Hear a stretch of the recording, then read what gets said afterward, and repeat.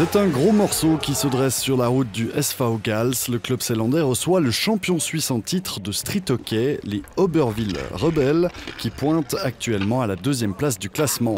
Les Zélandais, eux, vivent une saison plus compliquée et occupent le 8e rang du championnat national.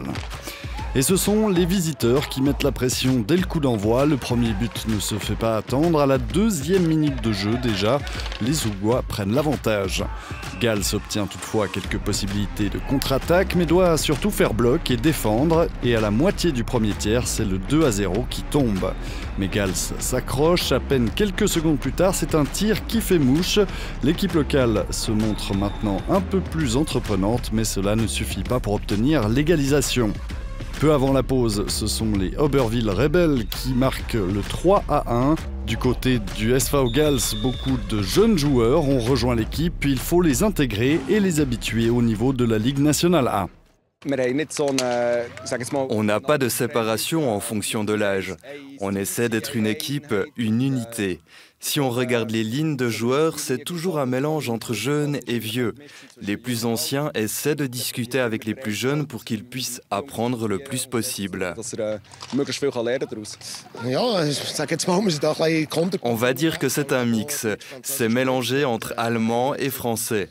Depuis 2 mois, on a aussi 2 Slovaques chez nous qui ont aussi des problèmes de compréhension. Donc c'est un défi du côté des langues, plus qu'un défi entre jeunes et vieux. Mais finalement, ce mélange fonctionne.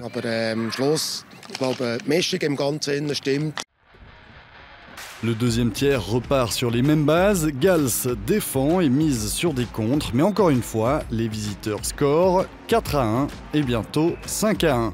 À la 35e minute de jeu, Nicolas Verly montre que les locaux ne capitulent pas. Il marque le 2e but pour les Zélandais. Mais la joie est de courte durée. Les Zougois marquent encore 6-2.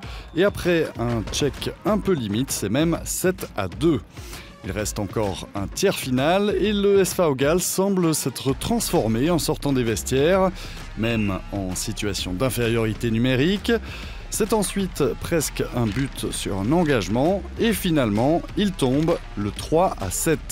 Et moins d'1 minute plus tard, c'est 4-7. Gals joue beaucoup plus offensif, gagne les duels et il leur manque juste un peu de réussite pour marquer un nouveau but.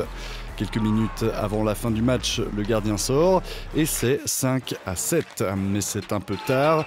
Il ne reste presque plus de temps et le SV Gals s'incline finalement 5-7 après un magnifique 3e tiers. On savait que ça allait être un match difficile. Ils sont super forts. Après, eux, ils ont dû faire le chemin jusque-là et jouer sur du béton. Donc nous, on avait un petit avantage parce qu'eux, ils s'entraînent sur du plastique. Après, les premiers 2 tiers-temps, on a pas mal joué, mais on n'a pas réussi à mettre sur la place ce qu'on voulait. Et le 3e tiers-temps, je dirais qu'on peut être satisfait de ce qu'on a atteint. Fondamentalement, on ne peut pas être content après une défaite. Mais j'ai demandé aux gars de faire preuve de caractère. Et ils en ont montré amplement. C'était des adversaires difficiles. Contre les champions en titre, c'est toujours difficile. Ils profitent de chaque erreur. On le savait déjà avant et on a essayé de les stopper. Le résultat est plus satisfaisant que par le passé. Alors j'ai un œil qui rit et un œil qui pleure. Vu la manière dont le SV Gals a déroulé dans le dernier tiers avec ses 3 buts marqués, on se demande un peu ce qu'il s'est passé durant les 2 premiers tiers où ils ont perdu beaucoup de balles et n'ont eu que des occasions sur des contres.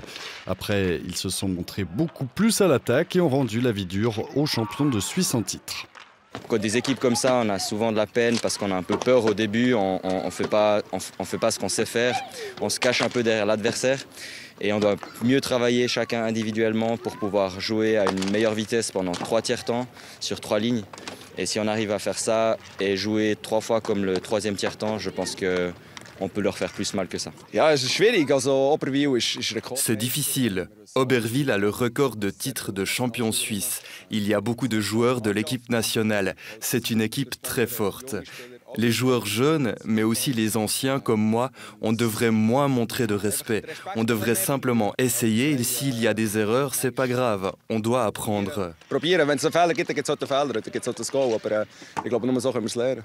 Même si le week-end débouche finalement sur une défaite, les Zélandais peuvent tirer de nombreux enseignements de ce match.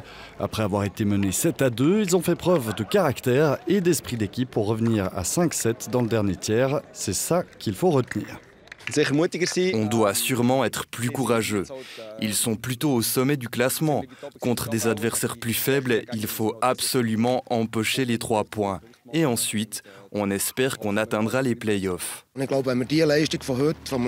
Je crois que la performance d'aujourd'hui, dans le dernier tiers, si on l'avait appliqué les matchs passés ou si on l'applique les prochains matchs, c'est clair qu'on va décrocher des points.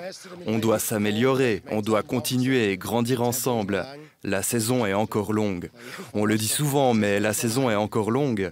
À la fin, c'est clair, on veut se qualifier pour les playoffs et jouer de notre mieux. Je pense vraiment que ça peut avoir un effet sur l'équipe si on part dans un entraînement avec une meilleure ambiance, avec plus d'énergie, avec moins de peur.